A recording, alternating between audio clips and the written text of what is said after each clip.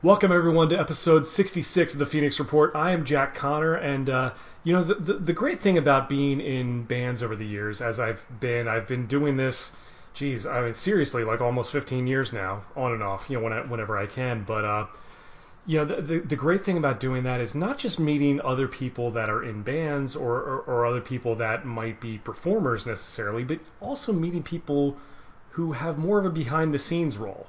Whether it's photographers, sound engineers,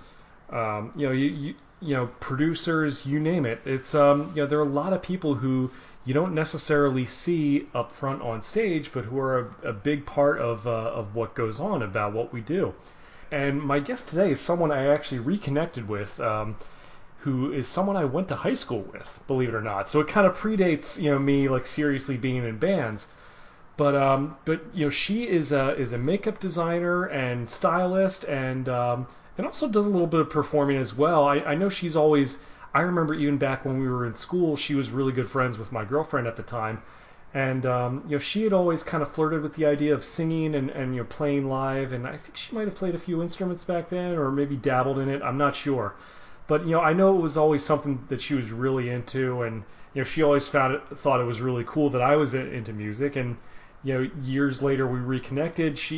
We ended up having a few mutual friends, which I'm sure we can get into as it goes on. But yeah, this is someone who kind of uses her job, as a makeup artist and a stylist, and is also very well connected to music. And for a while she lived out west in San Diego for a bit, and had some connections to NAMM, the big trade show and festival that's out there. And I remember a couple of years ago, she's asked me, "It's like, hey Jack, if you ever want to come out to San Diego, like I've got free tickets for NAMM." And I'm like, wow, that's amazing. Like, how does that even happen?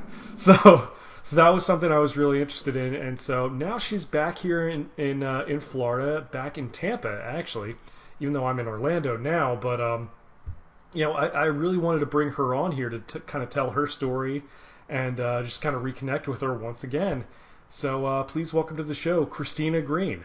Hello. Hi. How's it going? So yeah, this is like I said, you doing what you do for a living, and for as long as I've known you, you've always been very much like, very much into rock music and very much connected with it, and it sounds like from the times that we have talked in the last couple of years that it's something that you're still very much into and still kind of connected with, especially with your job. Absolutely. I am still a rocker. I know some people see that as like maybe a phase that people go through, but I think Oh that this is yeah. going to be a lifetime thing for me. But yeah, it's been a lot of fun. It's just kind of come to me. I've been able to just take different passions and kind of put them together, cocktail them together. And I think I've been very lucky, and it's been a very adventurous kind of path, you know? Yeah, and that's always something that's kind of fascinated me, as being a guy in bands is sort of for lack of a better term, like what style you present when you're performing, because that's something that I've always kind of struggled with a little bit over the years, just because and we've talked about this before, but like I mean, like I'm kind of a normal looking guy. I don't really have long hair. I don't even have any tattoos. I've always been, if people saw me on the street, they wouldn't really look twice. But like when I go on stage to perform, I try to like dress up a little bit or try to look the part as much as I can. I mean, I'm sure some people look at me and think like, ah, there's some preppy rich boy pretending to be a rock star. But it always is something that I've sort of been cognizant about. And for some reason, maybe it's a guy thing. Like we don't necessarily like to talk about it as much, but I do think that does play a part in because people tend to listen with their eyes. Yeah, yeah, especially these days, right? With everything, all the different mediums we have to communicate through. Um, I think for me as an artist, one of my number one rules for myself is that I know that I'm not going to connect with people. I'm only going to connect with people as much as I am connected with myself, right? Sure. So the more that I really dig down deep inside and really come from my heart or come from my soul, then I know it has a bigger impact and I'm more successful as an artist, and not just like I don't want to say like business wise, but just as an artist, Yeah. you know? Um, and with that, it's really pushed me to be like, I have to go outside of the box, you know, and test myself and see how does this make me feel. I think one of the prime examples of that is like a year ago. I think it's coming up on the year-long date now, is when I did my it version of that, right?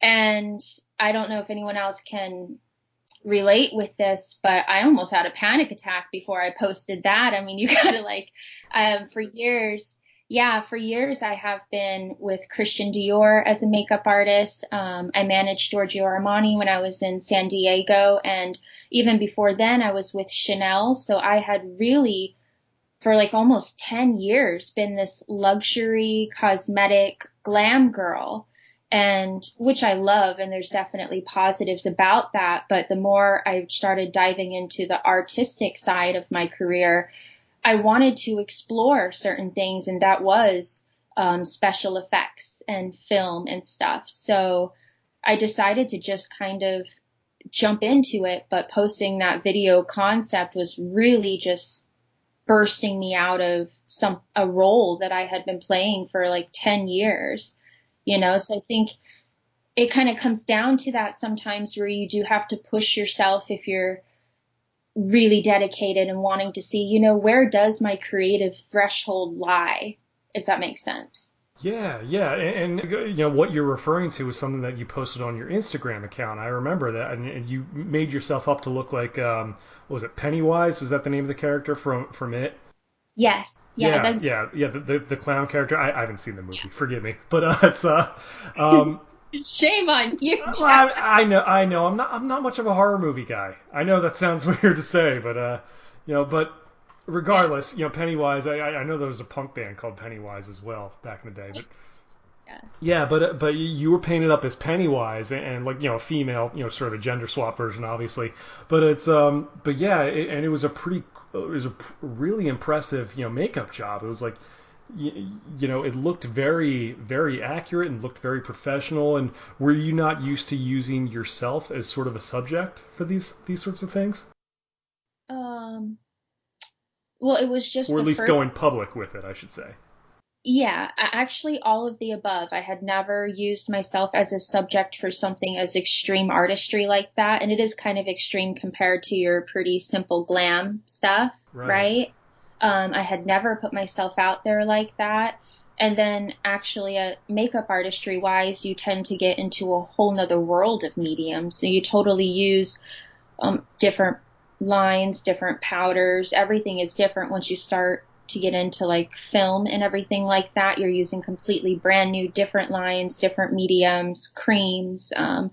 So it really was like brand new in every little spectrum in a way, even though from the outside really quick, you might be like, oh, it's just more makeup. It was actually a whole nother dimension of makeup, you know? Yeah. But it was really cool and I really loved it. And even though it was kind of scary to do it at first, the response that I got was just so overwhelming and it connected me to all of these people. And even I would go to work not expecting anything.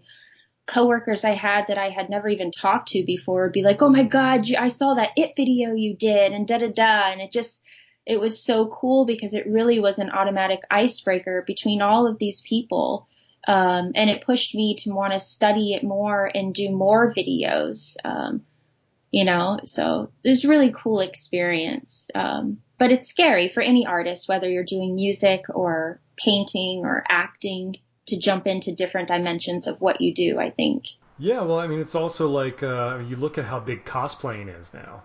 Yeah. And you look how many people do that. I mean, someone with your skill set, you know, could, you know, really strive for accuracy of something like that, if that was ever something you wanted to do. Yeah. It's funny you say that because when I first posted that video, I had like guys reaching out to me like, oh, you do cosplay. And I was like, no, no. Right.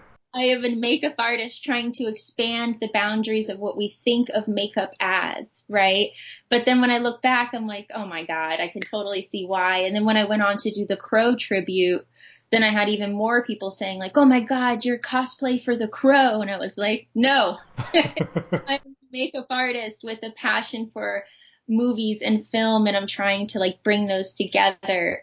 So it's kind of funny, but that whole world cosplay is huge and just, I think, going to get bigger and bigger. And I actually do kind of love it. I get it, you know? Yeah, But but sure. it is cool. It's just more about being a fan of pop culture and various things. But Yeah, yeah. but yeah. But let's before we get into what you're doing now, I don't want to bury the lead on this because we did go to high school together, Yeah. and for Oh, people who don't know, yeah, Christina and I went to St. Petersburg Catholic High School, class yes, of 2003. Go Barons! Uh, absolutely. Yeah. in St. Petersburg, Florida. And the funny thing about that period of time, I you weren't there all 4 years, were you? Because I don't remember you. I think you were in junior and senior year. Were you in sophomore or? Because I don't think you were there for freshman year, were you? Definitely not freshman, but I want to say maybe partial sophomore, like coming in at the end. Is it bad to say I don't even remember? I know so No, junior no. and senior year for sure. Gotcha. Well, Yeah. were you from the St. Pete area originally? Like, I didn't really know it. Obviously, I don't really know anything about you before that. Yeah, yeah. Well, I think just jumping off from what I said before, adventurous, I kind of really have lived up that word in my life. I did, for the most part, grow up in St. Pete, Florida. And then I actually went to boarding school, random fact, in Boston when I was 16, Really? which was a very inspiring experience for sure. And then I came back, and that's when I went to St. Pete Catholic, Gotcha. and which actually was a great school. I really liked that school. There's a lot of great people there. And then, Absolutely, yeah. yeah, I agree. I mean, it was a small, little private Catholic school, but where everyone kind of knew everyone. But yeah, I mean, most people there were pretty cool. I know people were always good to me. I know that, but yeah, I definitely have a lot of fond memories of that time in my life, and I'm glad to hear that you do too. yeah, yeah, absolutely. So then I went on to college, which was in Pensacola, University of West Florida. Hmm. Um, and I chose to major in public relations, which I did love. My family was always very, I hate to say it, but like anti-art. So I Hmm. really wanted to do music. I really wanted to do art in college. They were very like, you were going to do business. And I had to fight so hard. And I was like, you know what? I'll meet you in the middle. I'll do an artistic form of business. It's called public relations. And that way I knew that I could still create things like campaigns, and which I actually still love to do, and marketing and all of that. Um, so I chose that, still love PR, graduated, and then like a day or two after moved out to San Diego, California, and I must have been 22. I graduated a couple days before my birthday, so just turning 23, moved to San Diego, Nice. which was a very, very interesting experience. I spent the last 12 years out there, working with tons of different musicians, making amazing friendships, learning makeup artistry between San Diego and LA. And then it just kind of got to a point where I felt like I was going in circles, and I had been out there for 12 years, and I really couldn't think of anything of why I should stay out there. If you're like doing something for 12 years and it feels like you're going in circles, I feel like maybe try different options, or think of something different. So it just got to the point and I was like, you know what? If I go back to Florida, I can name 10 different reasons why I should go back. And I can't name 10 reasons to stay here. So I chose to make the jump and come all the way back. It's been about a year and a half now, although it doesn't feel that long given COVID. I feel like it's Right. been 6 months, but has been a year and a half. Um, and it has just been another adventure. Ever since I've moved here, I've made amazing friendships and gotten amazing opportunities that have just come to me. So it's been really cool. Yeah. What made you head out west in the first place? Was it just more career opportunities? With you mentioned Christian Dior and some of his higher end makeup companies? Was it just wanting a change of scenery, or sort of both of those things? Oh my gosh, Jack. Well, it's crazy because when I graduated college, I was like, I was dead set on public relations, right? I Hmm. remember going to one of my first interviews at some company, and you know how they always ask, like, where do you see yourself in 5 years? Where do you see yourself in 10 years? And I was totally that girl that said, by the time I'm 30, I want to be running my own PR company. I want to be doing this PR, that PR, da da da da da. And then my plan originally was to go into hotels and do sales and marketing and then kind of grow into the marketing spectrum. And at this time, I had huge pressure from my family to become some CEO of some kind of business, or like, because they really, they always had to find success in a very kind of one way thing. Like you go into the military or Hmm. you go into business. So I think it kind of, I don't know what the word is, like distracted me from my true, just pure path.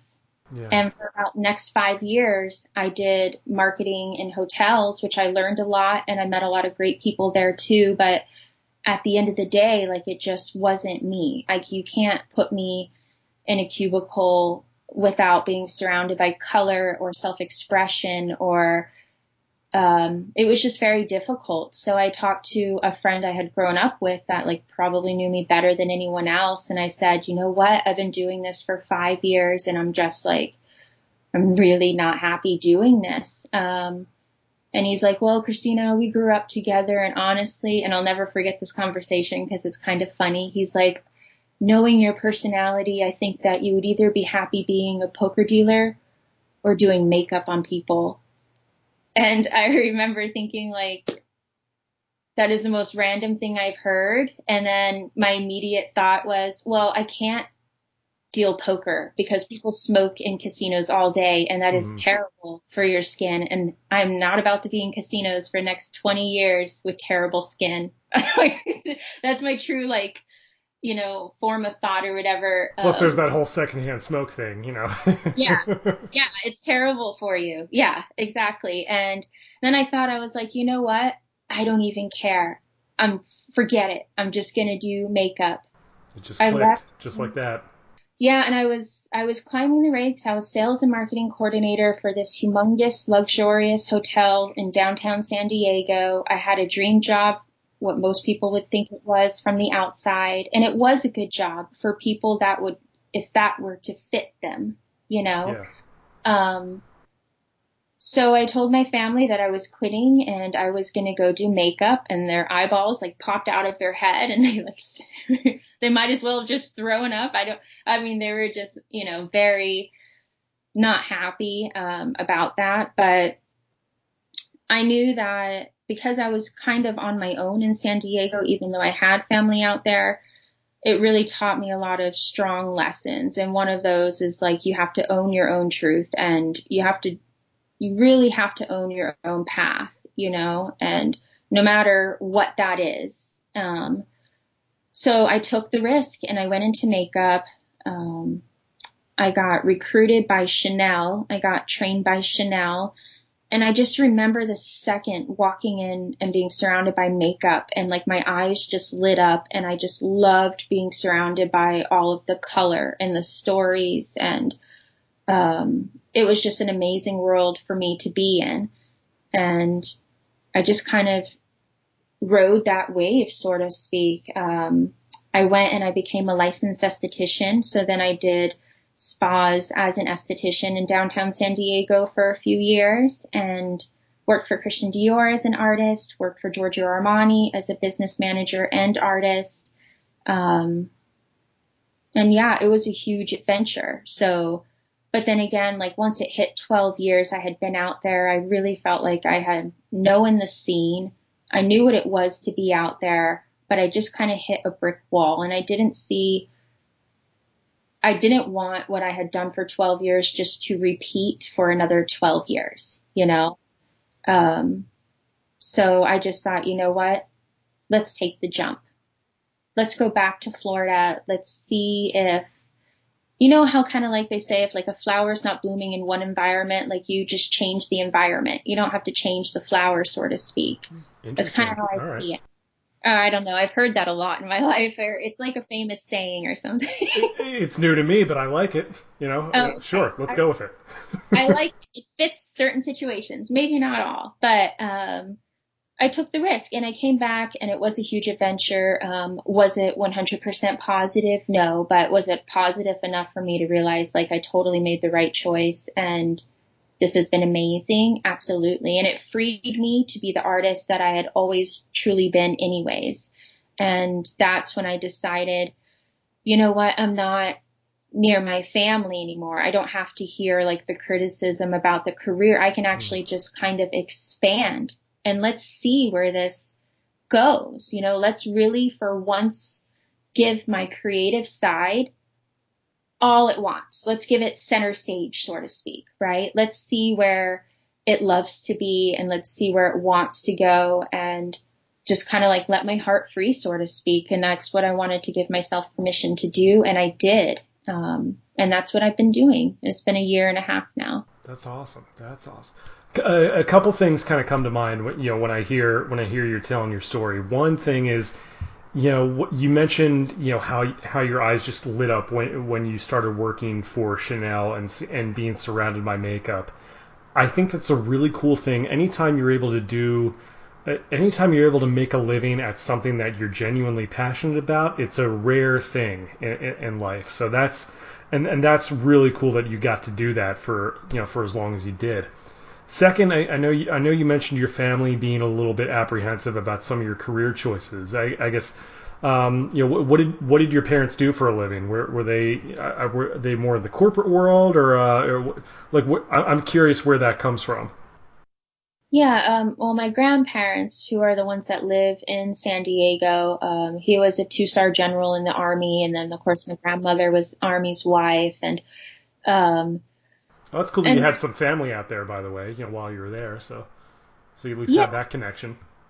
yeah. I mean, you know, it's as much as a connection as it can be. You know, when people are very like not supportive of the Mm, decisions that they're making, yeah. it can be so much of a connection, but I'm very big on seeing the positives on no matter what life hands me, right? And because of their no support, it forced me to be on my own, which only made me stronger and it made me, I don't know, I think it became a good thing in a way, if that makes any sense. No, it does absolutely, and I don't want to get into it, but just recently I've been kind of experiencing a little bit of that with certain members of my own family, but I don't want to go into it. But Yeah. it is what it is. Yeah, same here. I'm like, should I even be mentioning this? I don't know. But I actually was thinking, I was driving home from work today and I was in the car and I was like, you know, I think that is an important point to bring up because I feel like if anyone is listening to this and you feel like in your heart you're doing something that just feels a little bit off or you don't feel like it's you, like if it helps anyone to hear, like the path that I have chosen actually has not been easy and I've had to fight very hard for it. And still to this day, the family is like, oh, honey, are you still doing your little craft? I Hmm. can't, you Yeah, know, yeah, and I'm yeah. like, um, and I'm going to say, you know, yeah, and I'm going to be doing this the rest of my life or as long as I can, you know, There you go. but it's also important to really know that when we have visions, because I have such a strong vision for this, and I believe when we have visions for a reason, right? We don't just get visions for no reason, right?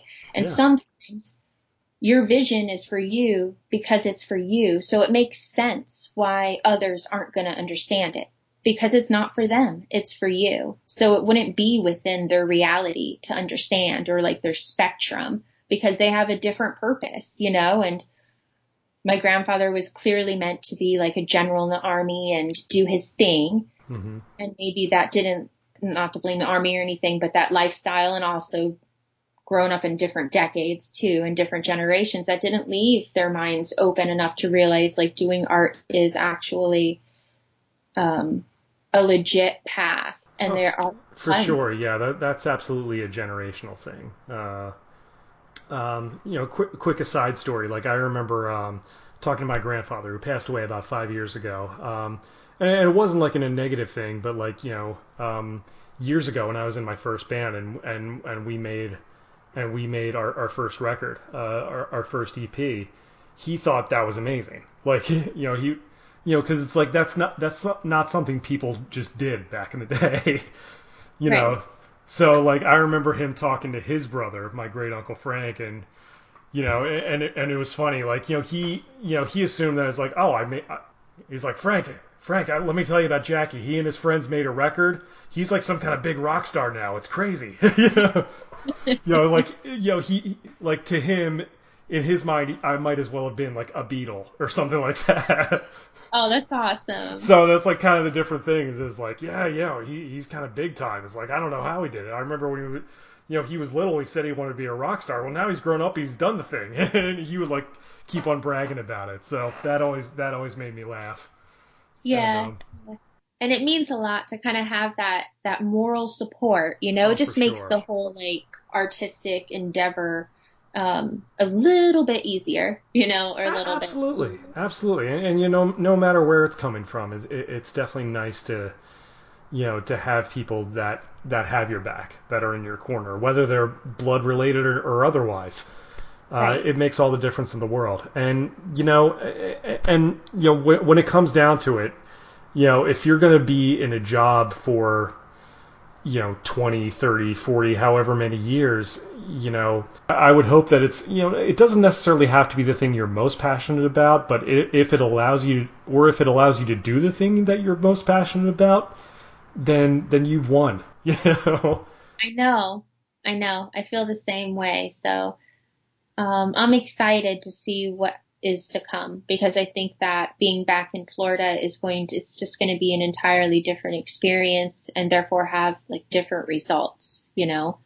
Sure, Uh, sure. And I do want to get into what you're doing right now, but going back to the years in San Diego, you mentioned that you did work with a few musicians as a makeup artist. Who do you have any particular names that anyone might know as far as people you've worked with out there, or were they local guys? I'm curious about that.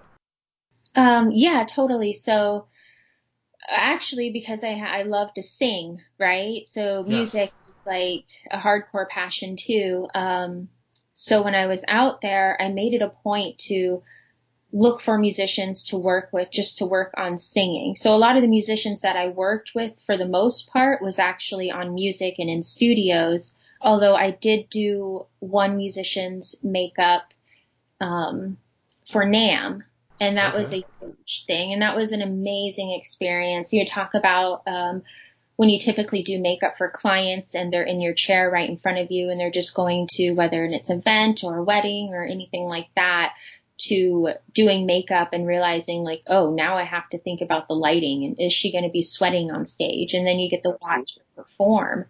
Yeah, knowing like you did the makeup, it's a whole, again, like dimension, I feel like is the perfect word for this. It's a total another dimension of the form of makeup artistry, you know? Absolutely, and I actually experienced that firsthand recently because I went and shot what was my first real like legitimate music video.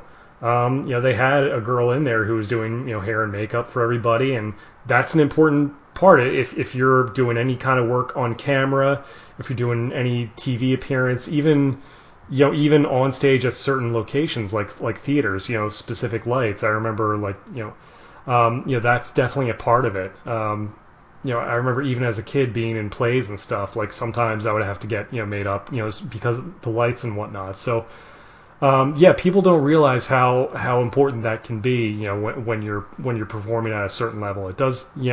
People like that definitely help keep the industry going. Yeah, absolutely. And it's a really thrilling experience. And especially that one, we're in LA and then just the energy was just amazing, just explosive everywhere. Um, yeah. But yeah, so you did that. You're out in California for 12 years, and now you're back here in Tampa. It's been like a year and a half. I swear, with COVID, it feels like it's been going on for 5 years. But Yeah. But now that you're back here, what have you been doing? Are you still with some of the same companies that you were while you were out there, or what have you been doing during the day as far as? Yeah, well, definitely interesting times, right? Which I have to say, as an artist, this quarantine, there has been some amazing free time to actually dedicate to artistry, which I've loved. I don't Sure, know if sure. we've like been able to do that, like get more into music because of it, or maybe not. I don't know. Are you asking me if I Yeah. have? Yeah, Yeah. I mean it's been honestly, like, now I've got a wife and two kids, and so it's like I'm home all the time, so I don't really get to work on music that much. The guys in my band, I do like talk to quite a bit back and forth, in terms of like writing songs. We'll trade ideas back and forth, but I've been kind of slacking when it comes to it these past few months, just because my kids are little. They're 3 and 1, and I'm around them all the time. So I'm mainly just being a dad and a husband most of the time. But I do really miss playing live, and I really look forward to getting back and doing that. But yeah, like I do. Sometimes I get I feel a little bad when I see people doing all the live stream stuff. I'm thinking like, geez, what am I doing? I'm slacking. I should be doing more of this stuff. But it is what it is.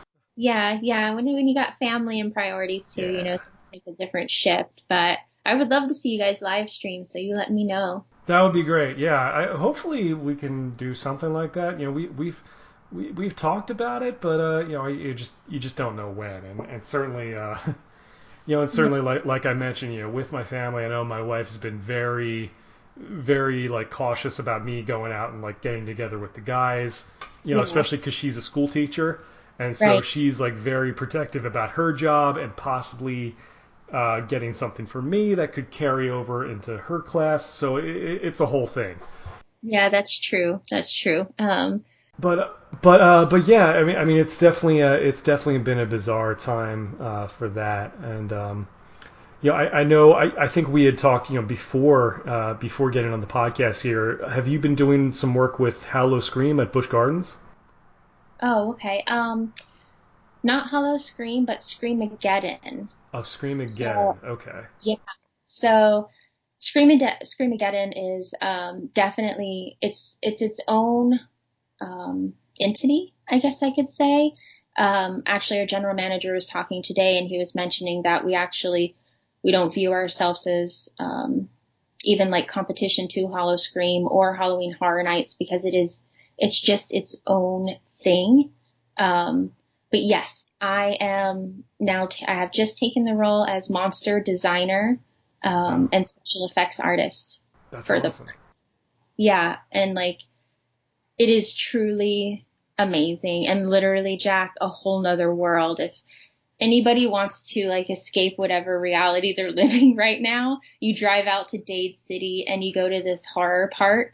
Um, it's pretty awesome. I gotta say, this was my first time ever going there because obviously I've been in California for 12 years, right? Sure, sure. Um, but this place is in the middle of absolutely nowhere. And it just kind of like pushes that whole escape from reality kind of thing, or like you're really immersed into this world, Gotcha. right? Dade City. That's somewhere down south. That's closer to Miami, right? It is, well, I'm in Tampa. It's about a little over an hour north of me. Oh, okay. Say, Okay, so it's kind of in the other direction. My bad.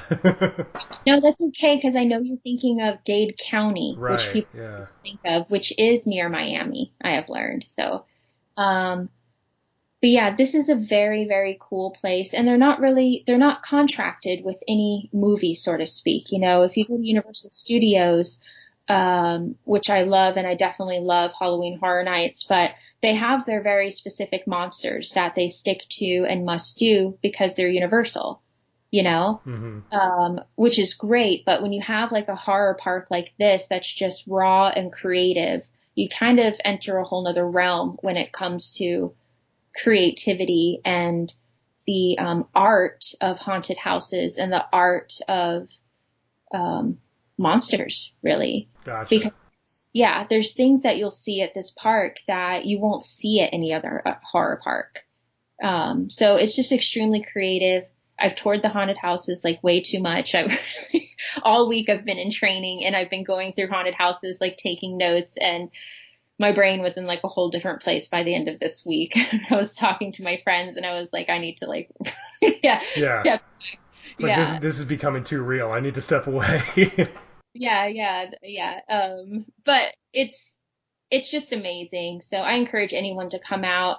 The whole process of monster making too, and what attracted me to it was that there's actually a huge depth to it, and when I was doing makeup in California for like over 10 years, I always had this feeling like, okay, this is cool. I love the colors. I love actually learning the history of the different lines, like learning the history of Chanel and Dior and Armani, and just the passion and the dreams about all of those lines was amazing. But there's always something that I think I wanted, like that was deeper satisfying.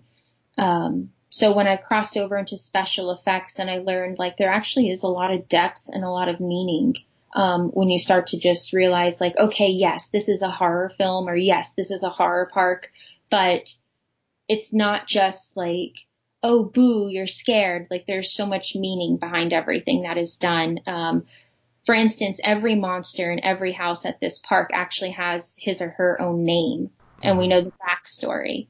And I think like maybe I never thought about that before I got in this career. Like you just go through those houses and you don't really think much about it. But when you get inside behind the scenes and you're like, oh, wow, like this guy is Joe, or we have schizophrenic Sam that grew up with like a really bad mother, and he's found in a jail cell, like yelling certain things. And the design of these monsters just goes so much deeper. It sounds like it creates a whole narrative there, with all these various cast of characters and the setting, and that's got to add to the experience. Oh, 100%. And everything is taken into consideration. So it's really, like I said, you're immersing yourself in a whole nother world. And I just love it. I'm surrounded by an amazing team of girls that are not only like high creatives, but know their stuff, just a lot of really cool stuff you would never think of that is just on a whole nother level when it comes to the art form of entertainment and makeup artistry and special effects, Yeah, that's incredible. I'm always fascinated with that sort of thing. I mean, of course, I know nothing about it, but it's but it is something I always have found interesting. So Scream-A-Geddon is the name of it. Scream-A-Geddon. You can Google it. You're going to see a ton of stuff on my Facebook page and my Instagram coming up, because I like to promote things that I'm doing, obviously, and I believe in this park, especially since studying it and being through these haunted houses and seeing the things that they do is just really amazing. And then next weekend, I'm actually booked to do the fashion St. Pete Art and Fashion Week. Okay. So I'll be doing a runway show, which I was joking with my friends.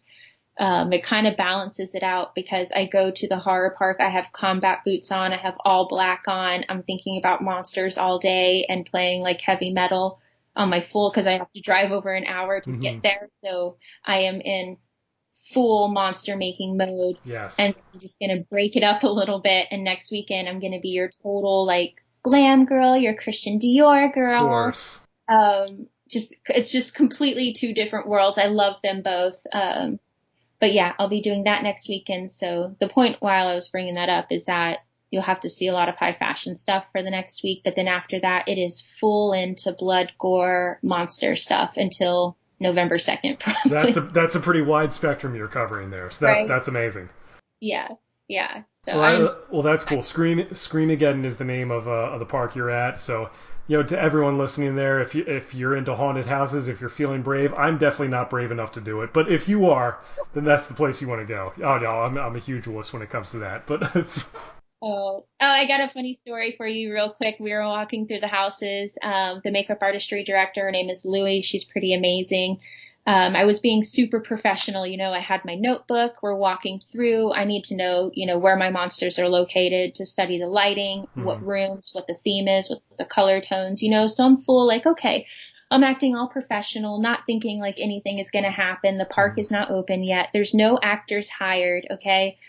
And we turn and I'm standing there. Then there's also another new girl behind me. And all of a sudden, Jack, this humongous, because they're motion censored too. And the motion sensors were turned on. Okay. Oh, and just picture me like super professional and polished and listening to my notebook. Out of nowhere, this humongous demon just burst through the effing wall with these beady red eyes and this humongous sound. I just screamed my ass off. Like, it's so embarrassing. I dropped my notebook. I was just like, oh my God. And the new girl behind me was like, girl, you know it's okay. And I was like, yes, I'm fully aware. I had to gather myself back together and be cool again. But well, how could you not? Like, no one could blame you for that. I gotta say, I've never had that experience before when you're talking with your boss and you have all your shit together, so to speak, and then have like a humongous demon just come bursting through a wall. And it just, I don't know, but it was pretty awesome too. You know, if I like got away from the embarrassment of like, I literally sounded. Not something you'd find in your average boardroom, let's say. Right. I sounded like a 5-year-old girl. It was terrible. I just screamed my head off. I can't. But I know you're a little far from this, but if you ever get a chance or anyone else has the chance, this park is well worth it. Like I said, they do things that you're not going to see at other parks, and I've been super impressed by just the creative level there, you know. And you get to balance it out by going to Fashion Week in St. Pete. So that's awesome. I'm amazed that some of these events are still able to run, you know, just with the current conditions with COVID and all that. But it sounds like there have been ways to work around it. Yeah, and that's a great question because that was definitely one of my concerns, especially because we have Halloween Horror Nights that have chosen respectively to shut down, right, for this season. I know Busch Gardens is still doing Hollow Scream, but not to the extent that they typically do. I think they're really, you know, doing it. I don't want to say as least as possible, but they're definitely not doing all the full shebang that they usually do. We are doing full haunted house experience. Some things that we have changed that I think will make everyone else feel better, including myself, because I'm cautious just like anyone else. I'm putting myself in a predicament here, especially because I'm doing the makeup for a ton of monsters every night. I wanted to be, you know, mindful before saying yes to this position, you know. None of the monsters, we have a couple houses that are interactive, but this year they will be still interactive, but there's no touching as there have been in all the years past. So no touching. As of right now, all of our monsters will be wearing masks. So it's important to know they're very considerate monsters. Well, but that's good. I prefer some of my monsters and schizos and demons to at least be health conscious. That's always good. Yeah, you know, so they're considerate. Of course. And then we were talking with the GM, and actually I've never heard of this before, but I thought it was pretty cool, is they've hired these chemical fogging machines. So every single night through every haunted house, every department, every room, they go through and they literally bomb the entire place with these chemical foggers, and it kills like everything. So, and then obviously all guests must wear masks too. And then there's sanitation stations everywhere. So I know like that's what Scream-A-Geddon is doing. As far as St. Pete Fashion Week, I know that, which I was happy to hear, because when you picture a fashion show, you picture, you know how the audience, they're usually like right side by side. They squish the audience. Yeah, right up there on the runway, you think. Yeah.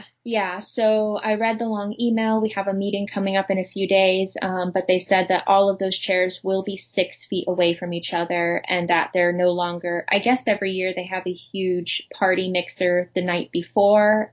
This year, I think they'll still have something, but it will be virtual.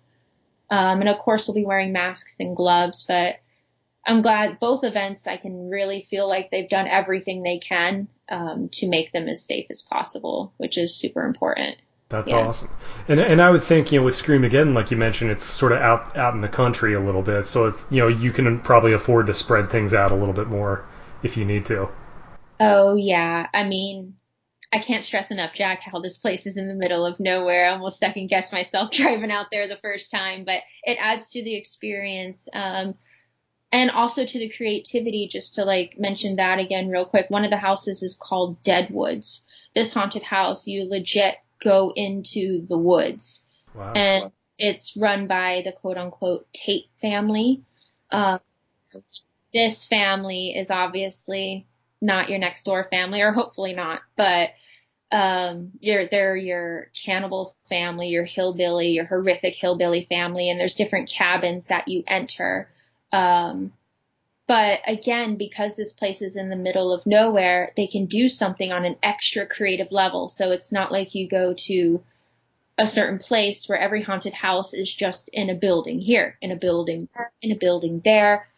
This expands that creative level, if that makes sense, because you're just going deep into the woods. But it's absolutely designed. But I mean, with everything you hear about Florida in the news, you can believe it. You can really get lost. Oh my God. It's like you might be afraid that people are living the gimmick. I don't know, but yeah, for sure. It's too bad you're not closer. I'd love for you to come out. Maybe it's good for you because I would make you come out if you lived closer. I'd be like, real friends support. I know you would. I would immediately turn into a 6-year-old girl and just curl up into a ball there. Well, I already have. I've looked like a 5-year-old girl in front of my boss on the very first day in front of everyone. Perfect.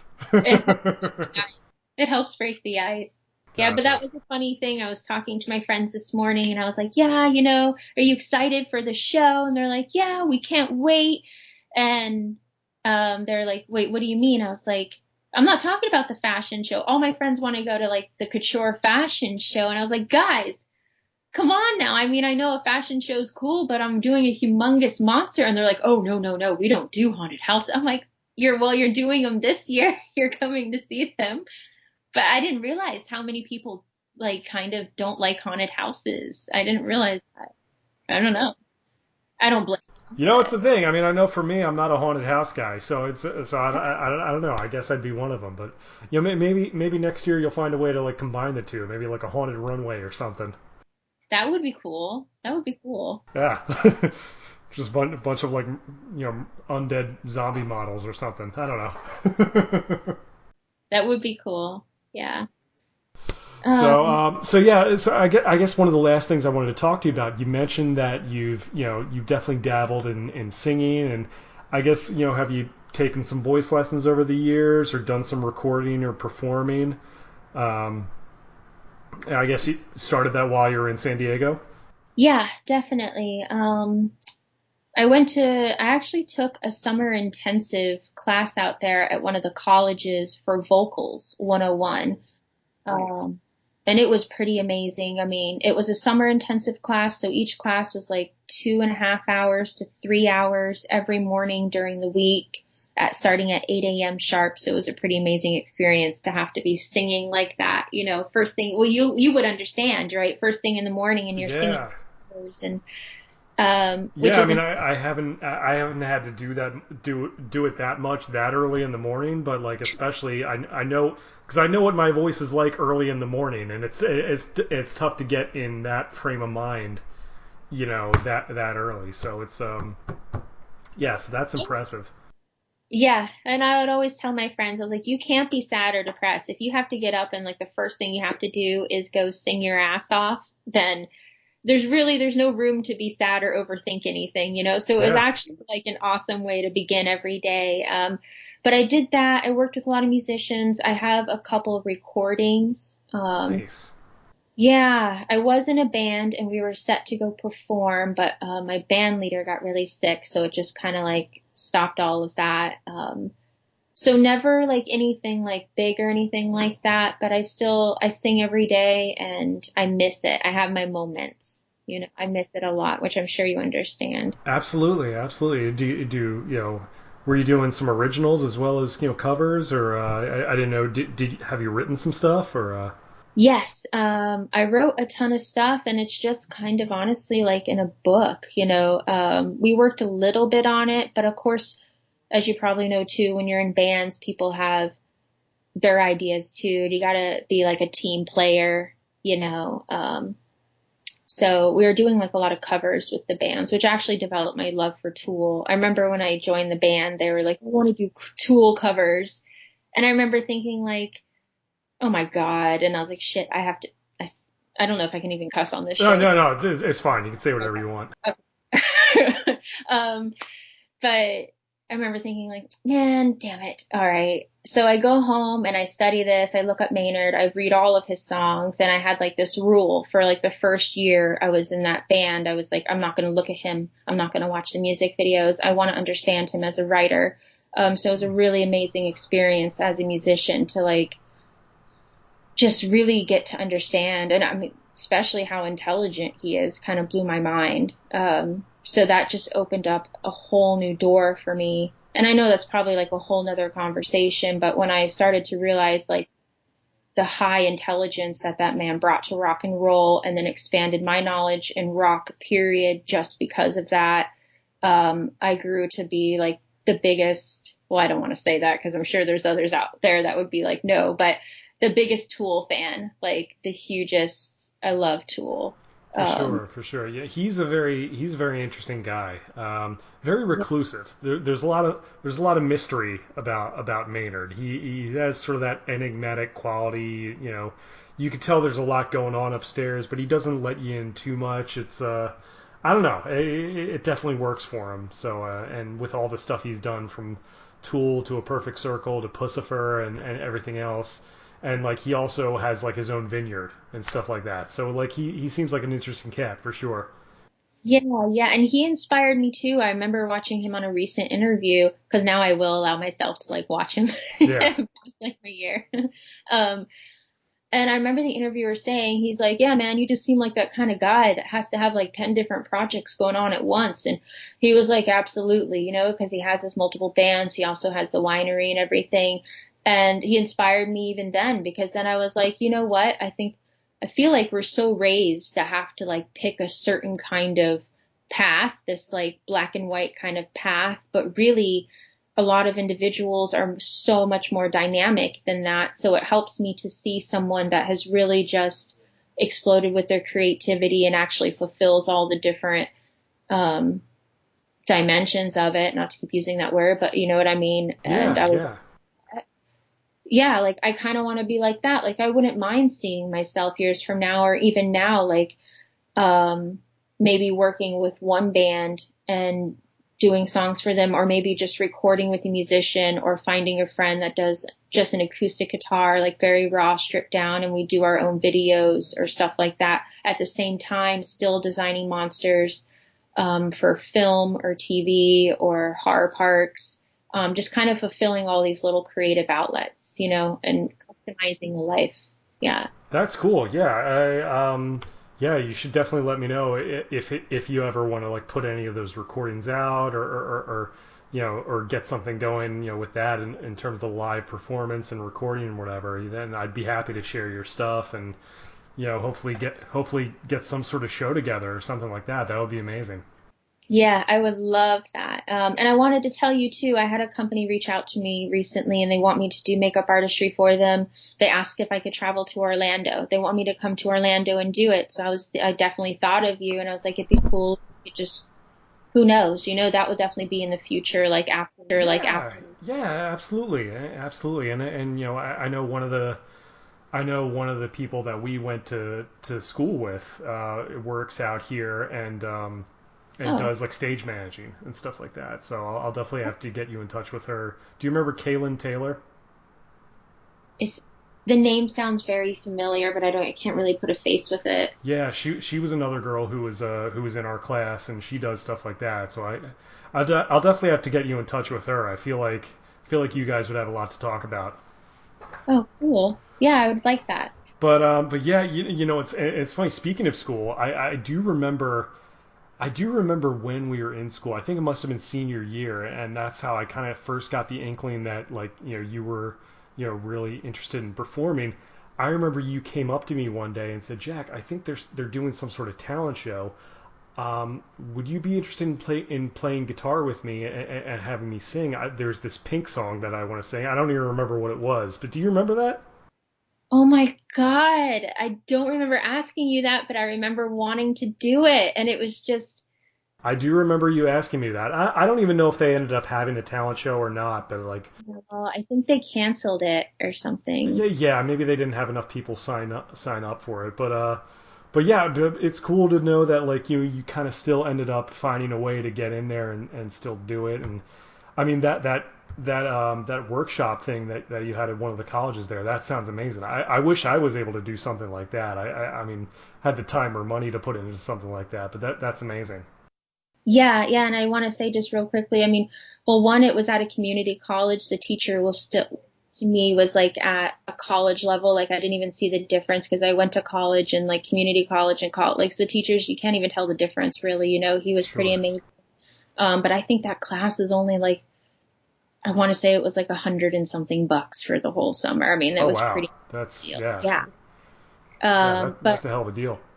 yeah, and it really set me up, Jack, because we had chapters, and like one of the chapters was stage fright and being nervous. And he broke it down in like a textbook way. And this forever helped me. I mean, there's like 4 specific things that can make you nervous, right?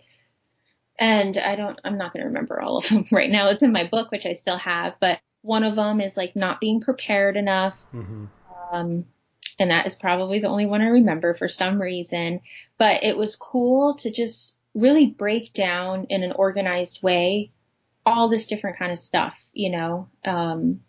And then we actually studied the vocal cords, and it was amazing experience. That Yeah. sounds incredible, and you do bring up a good point. A couple years ago I was with a voice teacher out here, and really cool girl, and like she and I would talk about stuff like that, how much of it goes into like mental, the mental side of it, not just being physically prepared and doing the right techniques, but also like being able to kind of get yourself into that frame of mind, and like you said, the nerves and what causes that affects the performance.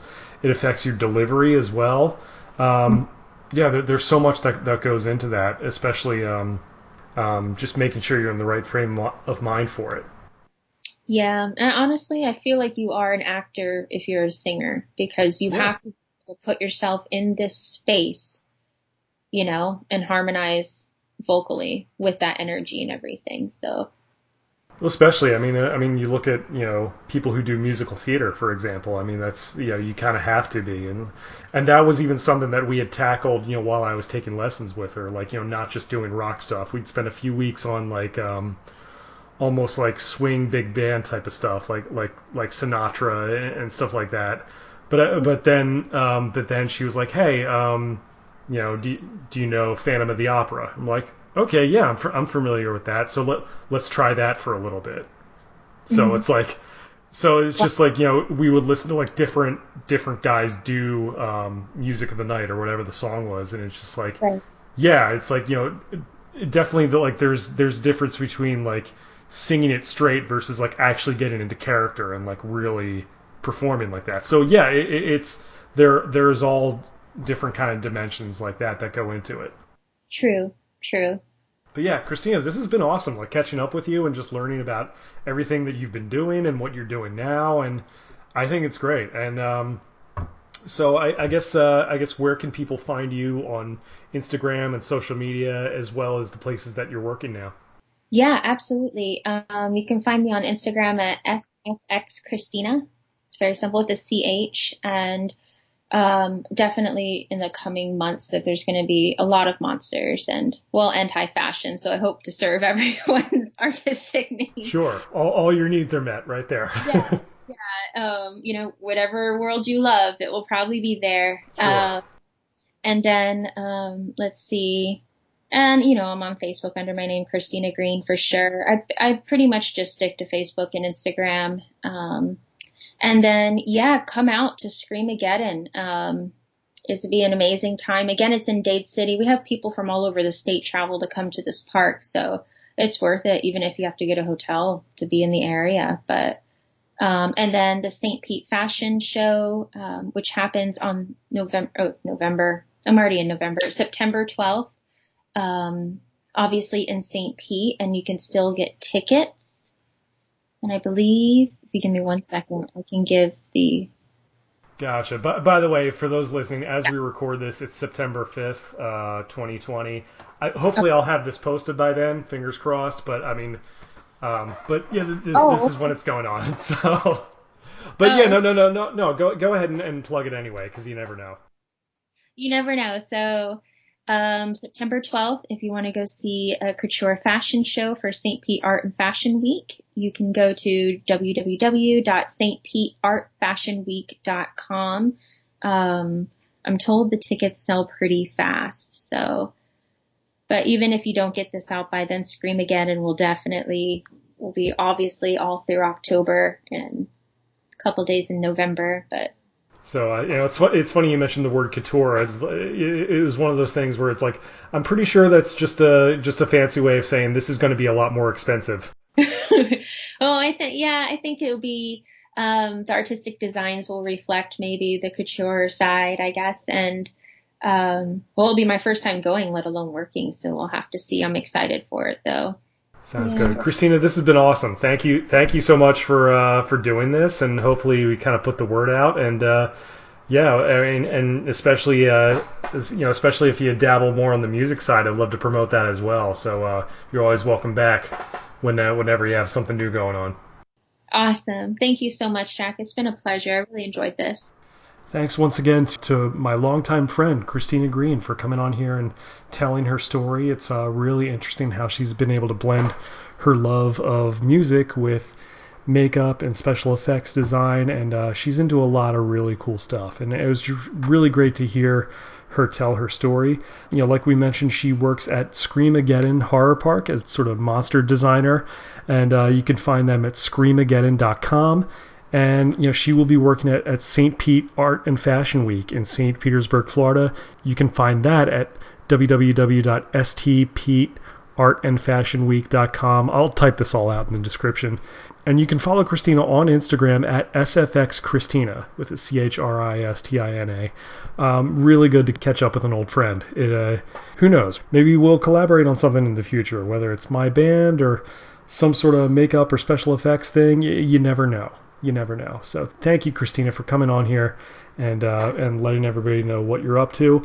And as always, make sure you follow me on Twitter at jackxconnor, like me on Facebook at facebook.com/jackconnormusic, and feel free to check out my bands. First, Vertebreaker, who you can find at facebook.com/vertebreakerband, and Mature Musical Pictures, which is at maturemusicalpictures.com.